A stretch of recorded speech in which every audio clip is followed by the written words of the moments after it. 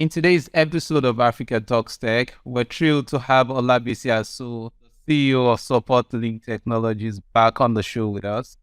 Sam, what are we going to be learning from Olabisi today?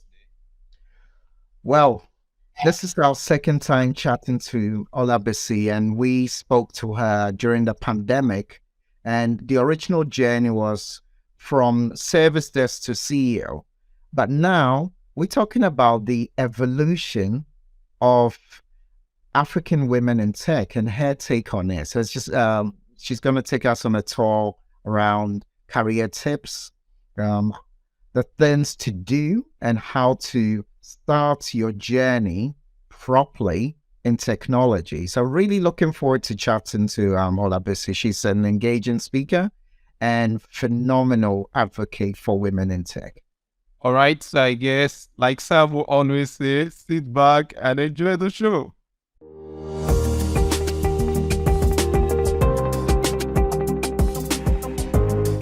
Welcome to Africa Talks Tech, where we explore developments and trends in African vibrant technology industry and showcase the best of Africa in tech to the world. My name is Kazim Adigwega. I work for Icon Systems Limited. I'm based in Nigeria. And of course, I don't do this alone. So I do this with my very good friend and partner, Sam. Oh, hi, I'm Sam Erskine. I'm based in the UK. I'm a global citizen of Africa, and I'm very excited to be catching up again with Olabisi. We caught up with Olabisi at a time when the world was chaotic. She left us with a great impression of how to lead by example as an African leader. And I think the show at the time was called From the Service Desk to CEO. It was a wonderful conversation. And there are people that come into your life for a reason and definitely not for a season. So we are here again because we've got Olabisi here again for a great reason. So Olabisi, I know for those that haven't heard you speak yet, and we'll tell them off, can you kindly introduce yourself, what you do, where you're based, and what's going on with you right now? All right. My name is Olabisi Aso. I'm the lead consultant and CEO for Support Link Technologies. And it's an IT security solutions company. We help organizations to secure all their assets. I'm really privileged and I'm happy to be back on Africa Talks Tech with both you and Kazim. Thank you for having me. Thank you very much. So I'm good. I think we should delve right in. So I'm going to start with the first question for you, Olabisi. As a female in a male-dominated tech industry, we would like our audience to learn from your wealth of experience now. What obstacles and challenges have you encountered, and how have you been able to overcome all of this? Well, I would say that the first thing is discrimination. Now, during the pandemic, we were all working from home, and most of the meetings were via Microsoft Teams and all that. And you have been sending an email to a particular prospect, and they just read the name Olabisi, which is anyway a unisex name. And I get on the call, and they realize it's a female, and you can actually feel the change in the room, the tension. And I thought I was talking to a male all the while. So let me list it. You see, the gender discrimination is something that is real. We in the IT industry, it is believed that it's a man's world. So you are going to get that discrimination. There is nothing, even when you go for funding, banks are looking at you and say, okay, as a woman in tech, would you be able to pay back your loans? Would customers are also skeptical. So you can't run away from that. Then you talk about lack of representation. Most women feel isolated, excluded. When organizations are thinking of appointing a CIO or a CTO, even if the HR manager is a female, the tendency is for her to assume that that role is a male role. So there is that stereotype that we are meant for the kitchen and not for the IT world. So this affects how much funding you can get and how much support you can get as a one. But I want to talk about overcoming this challenge. The challenge is something we all have to live with. So what have I done to thrive in this space? I have a strong network. And when we talk about networking, it does not necessarily have to be the female. In fact, if you ask me, you need to really network with the male so that you can showcase your skill and your ability. Then you need to build what I refer to as credibility. More often than not, I've gotten business because people will tell you that, look, if you need this done, talk to Olabisi. She knows how to get who to get the job done. And so when you have that credibility, it goes a long way. The customers, the organizations you're working with will look beyond, whether you're a male or a female. They're now asking, who is it that will get this done for me? And then you need to seek out funding possibilities or opportunities. And the interesting thing is that most banks are now having funding for female. So if you run a female-owned business, please seize this opportunity to get all these women in business, fund or bank or loan. You have cheaper interest rate. Some would even tell you, okay, they will give you moratorium before you start paying back. You need to key in to all of these as well, and then embrace diversity. Don't assume that you can do it all by yourself. So make sure your team is diverse enough and there is a welcoming environment on your team. I think I'll leave it at that. Now, this is overcoming it as the CEO of the organization. Now, the last time we spoke to you, I was very impressed with a lot of the advice that you gave. And I recall you being concerned about the brain drain from Africa to places like Canada, etc. So we know that the company is not just about the work you do, it's also about the culture. So what strategies have you found most effective for building and maintaining a strong company culture? And how does that impact the performance of your employees and retention? All right. Now, you have mentioned culture. And more often than not, when we talk about impacting employee performance, we all refer to this, our company culture. But the truth is that it varies from organization to organization. So if you're a female entrepreneur, the question you want to ask yourself is, what is that I will do? You have to, first of all, examine yourself. What is it that I am doing that is making that difference? And how can I replicate this on my staff? Now, using myself as an example, for me, the customer is king. I tell my staff, even when the customer is not saying things correctly, you must find a way, a respectful way, let me use the word, to communicate while ensuring that you keep the dignity of that customer. So when we talk about culture, you have to find a way of communicating those things that you value as an entrepreneur, as a CEO, and ensure that everybody within the organization imbibes into that culture. And another thing is this: you need to foster communication and open door policy. One of my staff said something to me yesterday, and she had worked with me for about 9 years.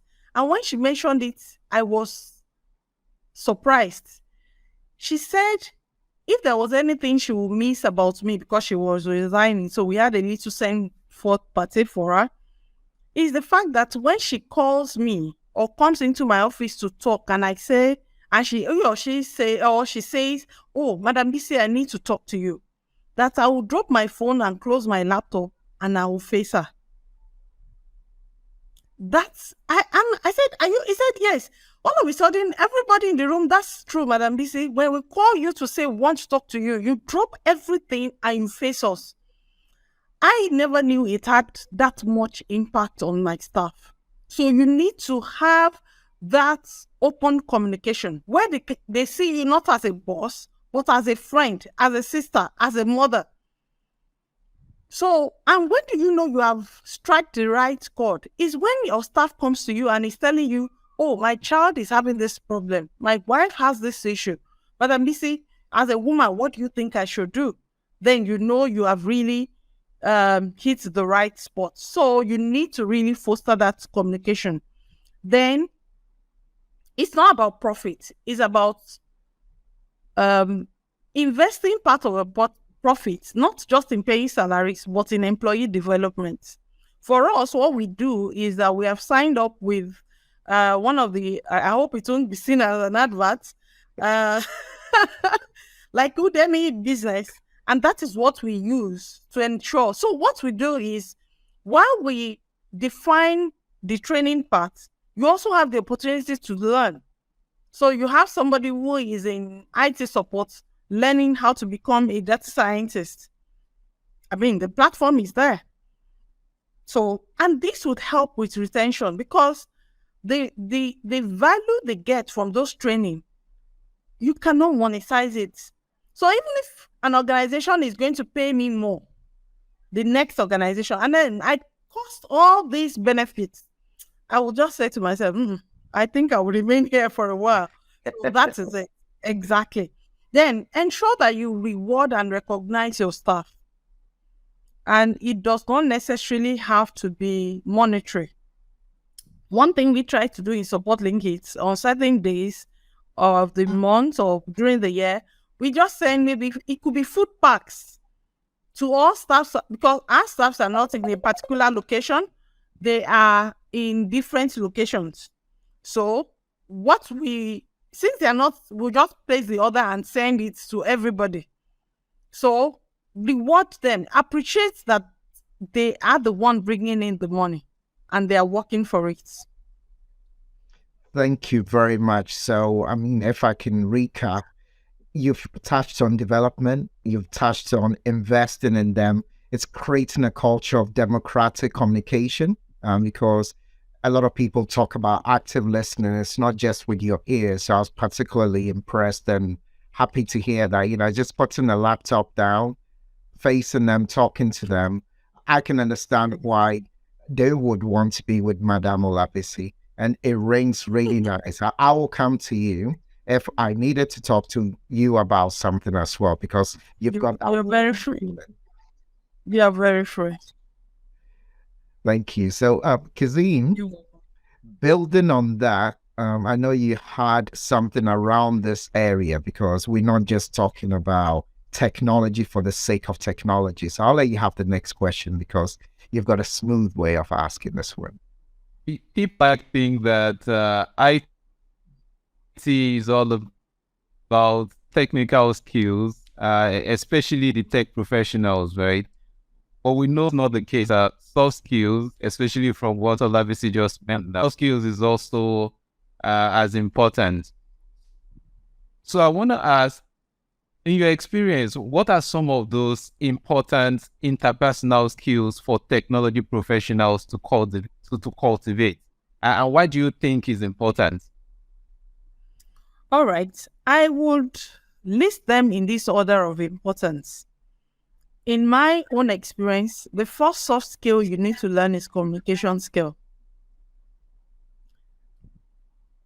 I used this analogy once at an event, and I said, you have two techies being employed in an industry, and they are both very good. They have all the certification. All of a sudden, one becomes the CTO or the CIO, and the other, although he's been promoted, remains within the technical line. What is it that differentiates the two? One has ensured that he can communicate not only with his colleague, he can communicate with stakeholders, he can communicate with the customers or the clients. So he's able to explain the IT terminologies in a layman's language. And there is an adage that says that he that knows why would always be the master of the one that knows how. And the difference is in communication. So if you know why something should be done, you would always lead he that knows how to do it. So you need to be able to communicate. Your problem solving skill, your ability to sit on a table and not solve problem by writing quotes. In other words, leave all the terminologies, all the technical jargons, leave it. Listen to the customer, understand the workflow, and be able to solve their problem. More often than not, the first thing I learned as an IT support person is that when you're solving a customer's problem, you need to first of all ask yourself, what is the underlying need? A user comes to you, is a very popular example we use in IT support, and says, I have a meeting in 15 minutes, I cannot print. My printer is giving an error. What is the problem there? It is his what's it called? The meeting he has in 15 minutes. He really does not care if that printer does not work for the next 1 year, as long as he's able to get to his meeting. So what do you do to solve the problem? Redirect his print job to another server or another print machine. And immediately you give him that printout, he would love you forever. Now, don't get back to that printer for another 1 year. As long as he's not using it, you have solved this problem. So time management is also very important. Organizations are now pressed for time. So they need people who would be able to structure a project to achieve the desired, how to meet the desired project's timeline as well as goal. Then you need to be adaptable. The industry is changing. Sam was mentioning about Chat GPT. I have become a fan. I'm becoming very lazy lately. So the terrain is changing and you need to adapt. Both to technology, the tools, and even the methodologies, you need to adapt. So those are the 5 I would say that we really need to develop as techies. Thank you for that, Olabisi. And this is a passion area of mine. And actually, I know when you were at one of those conferences, you talked about soft skills and human skills, right? And as you alluded to, especially even women in tech, because it's often assumed that they're not technical, rightfully or wrongly, right? And building on what you just shared, right? So how would you see those professionals effectively balancing their amazing technical skills with those soft skills in order to achieve success in their career? Because you can have, like you said, I love the mantra that you shared about he who knows why controls he who knows how. That's fabulous, right? I need to borrow that. But building on that whole piece, it's one thing having it, it's another thing being successful at it. So in your experience as both somebody that started early in their journey in one position of more of the technical person, but now in a leadership position, how do you see that journey work now? What are your insights here? All right. You mentioned something. As technical professionals, we should not just assume that, I am just a techie and that's what I want to be. You need to recognize that it is important for you to have the soft skill. And once you know that it is important, then you need to now do what I would refer to as a self-evaluation. Am I a naturally shy person? So what skills do I need to develop to overcome that shyness? Practice all this communication skill. And I would also say that there is one thing many of us are not comfortable with, and that is feedback. I would say that you need to get feedback from your colleagues and mentors. I grew up in a house where there are evenings where we all sit down and it's an evening you are free to tell my mom or my dad all the things you think they've done and you don't like. You can be sure on that night you will not be punished. So I didn't understand why my parents were doing that, but it was for them a feedback. And I practice the same. My kids tell me how they feel about what I have done. In fact, they would even make jokes from certain things I do. So we need to be very comfortable with getting feedback from people. And some of these feedback are going to be very negative. You can imagine somebody calling you and saying, do you know you were rude today at today's meeting? Rather than pick offense, why not ask for that? Oh, what is it that I said that made you feel or come to the conclusion that I was rude? So you need to seek that feedback and build a wrong relationship, as well as you need to develop what I would refer to as a growth mindset. So you tell yourself, Olabisi, what am I today? Okay, you are very good at presenting, but are you good at networking? The answer is no. So what do I need to do to build that part of me? Do a research, develop that growth mindset, and tell yourself, okay, in the next 6 months, in the next 1 year, these are the gaps I want to fill. That is fabulous. And I do agree with you because feedback's a gift. And actually, I like to get feedback I don't agree with. And they always say that if that feedback doesn't make you uncomfortable at times, it means that they're being too nice to you and you can't grow through it, right? So that's that growth mindset. But I've got to say, my dad, he had a great life and we said goodbye to him. But if he told me I can say anything I want, I'll still be a bit cautious. No, I agree with you. I mean, every home is quite different. Let's be realistic. But we're only trying to say that it's well helping us. It's the how, right? So that's why my dad was very open, especially as he got into his later years. But we also learn, as you were sharing all these things, about how you communicate up to the side and otherwise. So if you are going to feedback to a senior person, there's a way of doing it. I definitely wouldn't go to my father and feedback the way I'll feedback to Kazim because, it's... No. I can't do that. I can't do that. Especially for us as Africans, right? Yeah, so there's always that culture. No, we're Africans. We know things you are better not serious. Well, Exactly. So, I'll hand over to Kazim in just a second. So, I guess what I wanted to add on to that is I agree with you, but you must give feedback respectfully, similar to the way you talked about customer experience, because that's one thing saying, I don't like something you've done. And there's a difference with, attacking somebody's personality, for instance, rather than the behavior. So, all right. Let's take a look at things now from a broader perspective, right? Because tech is evolving really fast nowadays, especially with the whole AI introduction and all.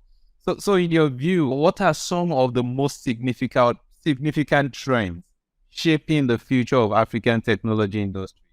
And how is your company? You run a technology company yourself. So how is your company also adapting to some of these changes? all right. And I would say that one of the things that has touched me greatly and has affected our own line of business is the increasing adoption of mobile technology. It has come to stay. You realize that if you are discussing any solution with any client, one of the questions is it available on the Apple Store, on Play Store? So everybody wants to be able to get their reports on the go, to check the status of their servers on the go, to get alerts when somebody logs in on their assets illegally on the go. So there is that increasing adoption for mobile technology, and it has come to stay. Another thing that I have noticed is that Africa is becoming the tech hub for many organizations, for many startup ecosystem. This is it. In fact, there is a lot of funding to being given to startups here in Africa. So that is affecting the landscape.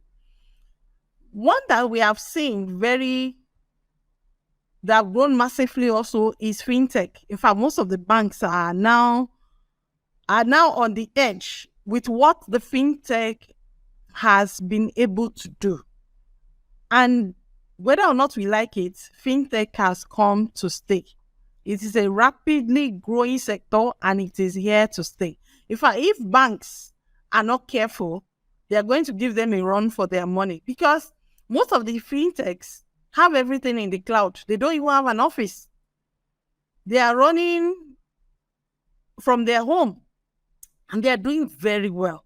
So there is no mortgage to pay. There is no, in fact, their costs for service is really low. So it has come to stay. And finally, I would say that there is an increase for tech talent.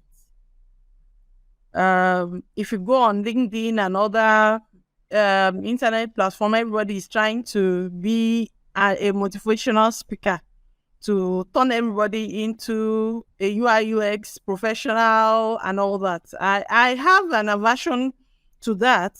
Yes, there is an increase hunt or demand for technical talent, but it is not for everybody either. I mean, we can leave that talk for another day. But we need to be aware that a lot of organizations, because of the low costs, are looking at Africa to get the required tech talent for their business. Thank you very much. I think I just been able to hit the nail on the head. So I'll just pass it on now to Sam. Oh, thank you. And we were talking earlier on, I and Kazim, and I've also been talking to a number of people, and I myself reflected, right? So this question is going to be an interesting one because I'm going to ask you about what is the most valuable advice you've received recently and how it helped you. But before you answer that, I discovered footage of myself with her, right? And what I mean is the fourth book I wrote, I did an interview in 2014, and we usually ask people, if you could go back 5 years, 10 years, what advice would you give yourself? What I found was in watching that video, the older me started listening to the younger one. So it's just like, well, he was talking about something I should be doing now because I've become so immersed with everything that's going on today. Like you said, with ChatGPT, it's not for everybody. So given that landscape, that you could get advice from the younger you, the older you, or otherwise, what is the most impactful advice you've had recently that would help yourself, women in tech, or anybody in particular from Africa or the diaspora that's trying to do something in tech for themselves? There are two things I would make mention of. The first one is for me to be adaptable. Adaptable in the sense that the landscape is changing, and whatever solutions I assumed could help the business are gradually becoming obsolete. So, how do you step up your game? How do you change with the changing landscape? That is one in looking towards the future. Now, if I'm talking to my younger Olabisi, I'm telling myself, Bisi, you need to take back your vision book. You know, the younger me, now I'm so immersed to running the business, but there was a time I had a book, and I recently had to go back to it, where I write out ideas about what business I want to do, what line of services I want to provide. And when I went through it, I said to myself, Bisi, you haven't done 30% of what you outlined. So how did you miss it? I think what happened is something I gave attention to started satisfying my need, as it were. So I just flowed along with that idea. So the question is, can I go back to the younger Olabisi and pick up my notes and see what I can bring into the space now to at least fulfill that desire I had then? And that could actually help me with being adaptable and changing the landscape as well. Thank you. Fabulous. Kazim, I guess I will hand back to you to see us Okay. to the next chapter of the questions we're going to have. And by the way, Olabisi, always fabulous chatting to you, and I'm really enjoying this. So, Kazim, please keep it going. Don't Thank break the you. chain, right? Don't drop the ball. So building on Sam's question, what guidance would you offer to young in their career, right? And pitfalls they should be aware of. All right. The first thing I will tell any lady who wants a career in tech is you need to know yourself. And in knowing yourself, you have to pursue your passion, as it were. The fact that you have a friend who is excelling in coding doesn't mean that coding is for you. Oh, you just hear that she's being paid $5,000 a month and you just say, okay, I want to learn coding. That's not how it works. The first thing is, what are you passionate about? The reason why you have to pursue your passion is immediately you have a passion for something, you are going to do it without anybody encouraging you. It will keep you up in the night. If you are woken up at 2 a.m. to do something that you love doing, you will not say no. You will be excited because it is your passion. So if you're going to build a career in the tech industry, the first thing is pursue your passion. And then make sure you have the confidence that is required to do the job, both in yourself and in your ability. So don't be afraid to take on new challenges or new opportunities. Be ready to come to the forefront, as it were, and showcase what you have. Then you need a strong foundation. The fact that we're talking about soft skills does not mean that you will not do your certification. It does not mean that you would not become a professional. So we are not belittling or we are not relegating your technical skills to the background. We're saying that you need both to be able to grow in the tech space. And networking is something you just have to do. You need to look for those groups, those organizations that you need to be part of, either virtually or physically where you stay. And this would help you to build relationship.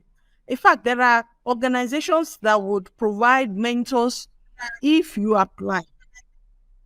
So you need to look for such organizations so that you can have that guidance and the support that you need to be able to grow within the tech space. Thank you very much. And it resonates with me with regards to the passion and the skill. And I think sometimes when we listen to people talking about being passionate about something, I always say nobody's going to pay you to do something that you like for fun. So if I tie it back to the earlier advice, that passion has to fix a problem, right? Is that correct? Because I don't want our listeners to think, hey, you know what? I'm passionate about EBA. I'm going to code so that I can make EBA for myself, whatever version of that they like, right? So is that a correct assumption that your passion has to? No, that's a correct assumption. The passion also has to come from what you love doing, but what will make an impact in the environment. So your assumption is very correct. Thank you very much. You see, that's why I will come to your office and be very confident I'll get the right answer. So at least you'll help me to find the right answers. Kazim, I believe this is as much as we have time for. Do you have any further questions or anything else to say with regards to that last bit of discussion? So thank you very much. So I just want to say a very big thank you to Olabisi Aso for honoring our call and joining us on the call again today to share our experience with our audience. So I think that's how much we've got time for on today's episode of Africa Talks Tech. So we hope our listeners, would enjoy this episode. This very insightful conversation with Olabisi Aso, and we hope that Thank you're you. going to gain some valuable knowledge and perspective on today's topic. So please don't forget to subscribe to our channel for more exciting discussion just like this one. It's Africa Talks Tech on YouTube. So please do comment, like, and share. And is there any last word from you, Sam, before we say bye-bye now? Only that it's for Olabisi to see us out. Oh, all right. So thank you once again for having me on this show. I'm excited to be here and I will gladly answer your call anytime. And finally, I want to tell all my female folks rather, that please let us get out of our comfort zone. Nothing happens in that zone. We really need to step up the game, and now is the time to get on board. Thank you for having me. Thank you. Have a wonderful All right. Thank you. Yeah, thank you very much. Thank you for watching, and until next time on Africa Talks Tech. Bye-bye from all of us. Bye. Bye.